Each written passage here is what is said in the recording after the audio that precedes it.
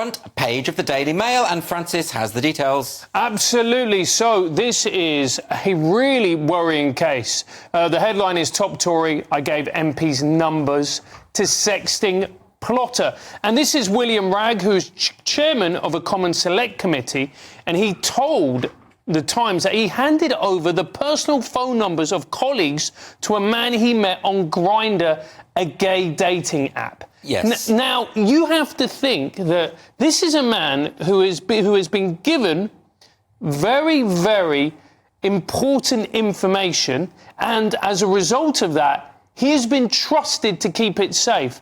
And at the slightest push, he has then essentially just given out state secrets. I mean, I suppose what he should have done is gone to the police straight away and say, I'm being blackmailed by this individual, because it sounds like blackmail to me. It is blackmail, absolutely. They presumably had details on him or pictures of him or whatever it might be.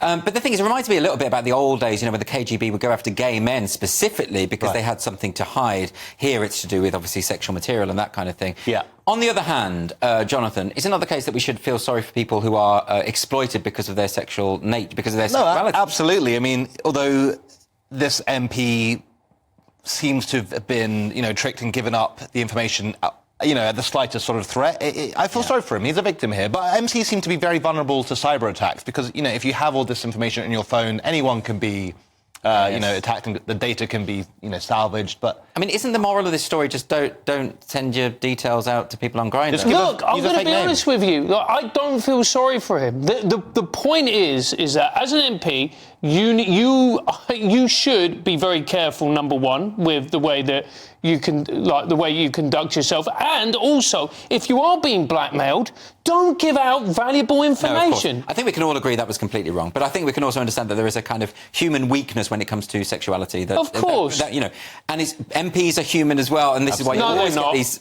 Well, no, they are robots. Sorry, I forgot about that. Cyborgs at the very least. But it's always that, isn't it? It's always sex scandals that bring people down. Some of the greatest people in history, it's always been about sex. Oscar Wilde, for instance, falling in love with someone who was absolutely talentless, but Wilde thought he was amazing. I mean, Bosie. What a waste of space that man was. Exactly, although very beautiful. Yeah. So, Jonathan, that's what counts. You've got some sympathy. I do have some sympathy. I've seen the pictures, and he deserves all the sympathy we can give him.